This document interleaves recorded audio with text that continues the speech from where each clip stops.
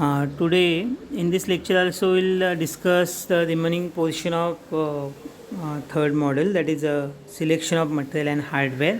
In last lecture we discussed rule of thumb and heuristic approach to selection of material. Also we discussed figure of merit. So we'll repeat some portion of last lecture. So it is possible to introduce heuristic or rule of thumb approach which will help to quickly narrow the search for an optimal solutions. So to do this, it is possible to employ some general observations. So we can carry out in two steps. So what is step 1?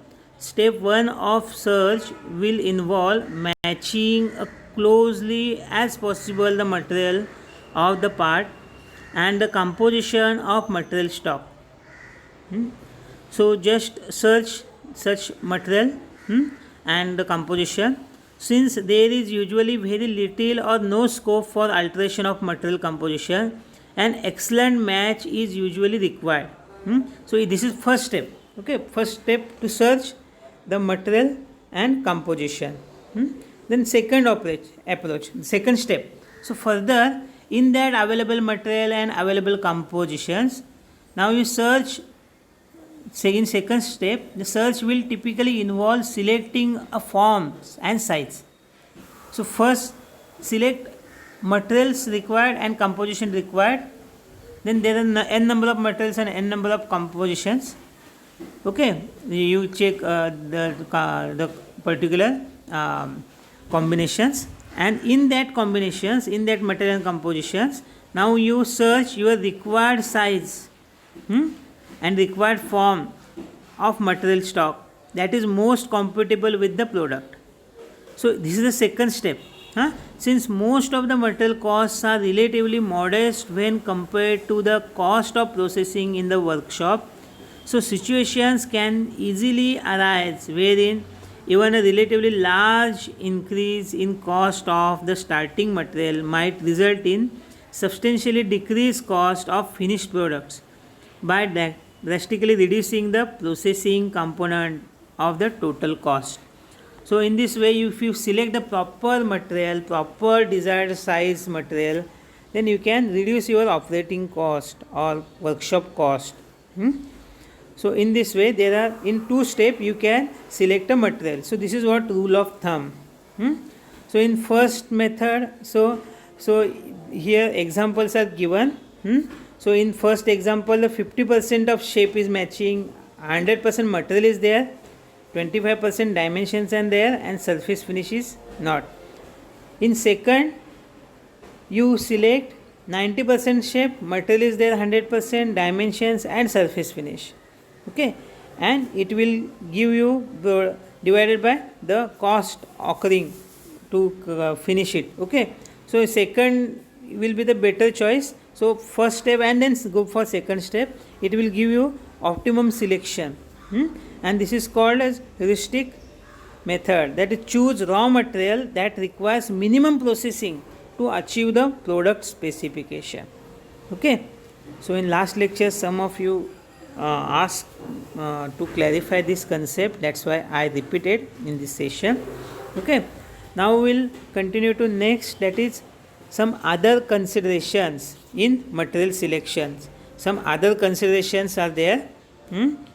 So what are other factors we should consider in material selection? That is design environments. So first is economic. The economic environment will define many aspects of material cost and can embrace issues ranging from purchasing through to recycling to disposable. For example, consideration of scrap value or waste holding costs. So waste you have with you, that is holding cost, means you are keeping waste, storing. So that requires space and maintenance also. So that store holding cost. And if you sell it out, then it's cost. You will get the money and you can empty your storage also, which is not of use right now, that is scrap. Okay, So but scrap value is also varying. The available space is also varying. So you considering both of these, you can choose the particular scrap selling of scrap or keeping the scrap with you, so that at the right time you can sell it out. So the economic environment, environment is much important. Will define many aspects of material costs and can embrace issues ranging from purchasing through to recycling and disposal. So product value can only be defined with at least some reference to the economic environment. Then only you can define product values. That is cost of material. First, cost of material will depends upon large number of factors and can reflect cost of extraction, that is synthesis, energy of refining, initial processing, testing, shipping, storage, etc. Very small quantity or special requirements can often incur disappropriate cost depending upon the supply environment. So it is basically depends upon extraction, energy refining and initial processing, testing, shipping, storage, but sometimes depending upon the supply environment also the cost depends. If it is not available, demand is high, then cost is increased. If demand is less and supply is high, then there is a minimum cost. Okay, the cost of material varies upon the external economic environment. Also, the life cycle costing is also important. Life cycle costing is what? Includes selling price, operating cost, post use cost. So all aspects of use must be considered. Product failure can occur in a wide variety of modes. Vulnerability to these can be influenced by the product composition. Some of the important categories of failure mode can be described. So failure mode also important. So inadequate assessment of environment. So as a manager, as an engineer, you should know the assessment. You should assess the environment, the economic environment, and the particular the market, the suppliers, the production and the availability. All these factors you must consider. So misreading of economic environment, errors in assessment of loads to be sustained, failure to recognize presence of agents deleterious to the product capabilities, or lack of awareness of influence of manufacturing processes on material properties can all lead to the product failure. So these are also factors that inadequate assessment of environments. Then incomplete characterization of material. So characterization is also important. So incomplete characterization of material can lead to selection of material that will not function satisfactorily. So variability in strength parameters or susceptibility to environmental agents can easily lead to failures. Then modeling errors can result in mismatch between demands imposed on materials used and the capacity for the material to meet these demands.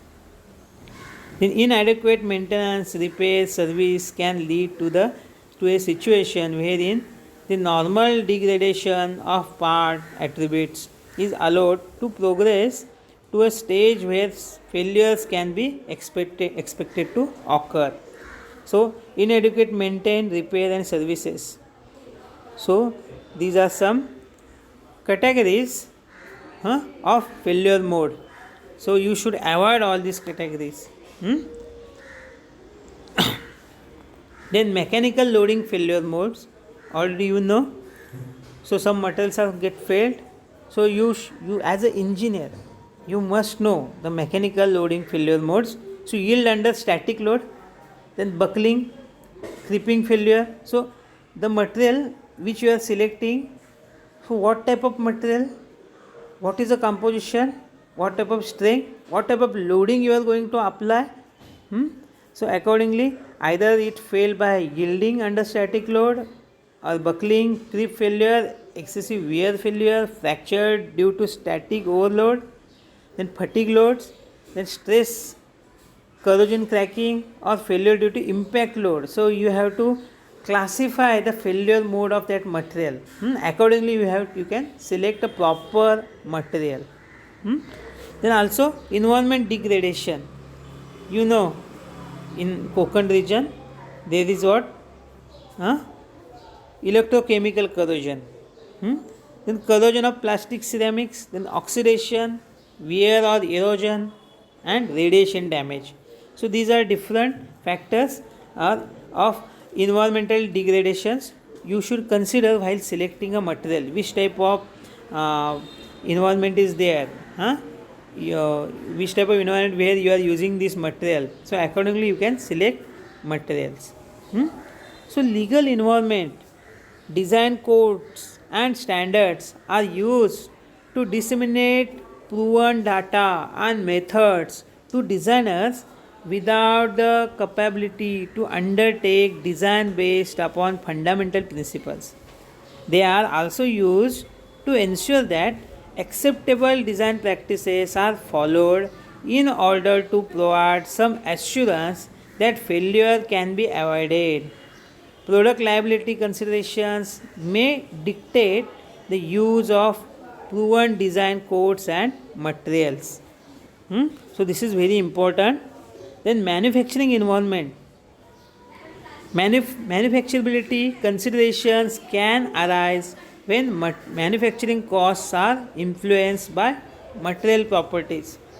This can occur in a wide variety of processing environments and can be exempted by differences in machinability, joinability, deformability, moldability of different materials. So for example, the free machining steel may have a strength which is only slightly less than similar steel, but may involve very substantially lowered machining cost due to lower machining forces, the superior machining surface finish. Then you can go for such material. Okay. So it is also important to recognize the importance of particular manufacturing infrastructure that is accessible in influencing the ability to process different materials. So manufacturability issues can also arise in connection with the potential influences of manufacturing operations on product properties or attributes. Some welding processes, for example, will greatly reduce the fatigue strength of some metals.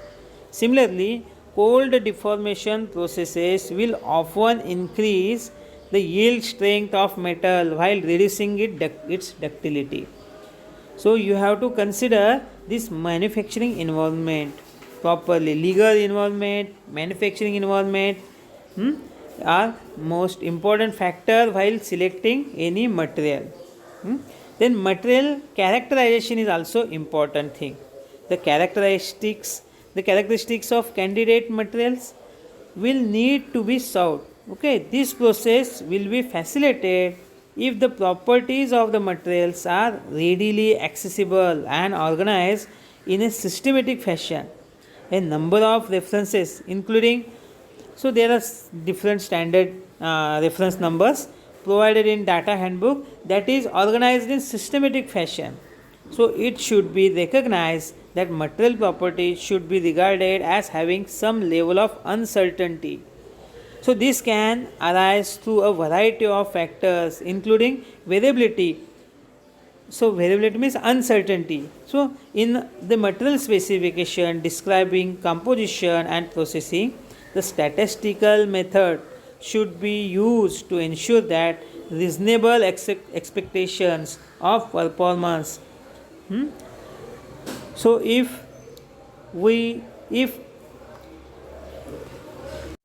it were only necessary to optimize a single property, the selection process would be relatively straightforward.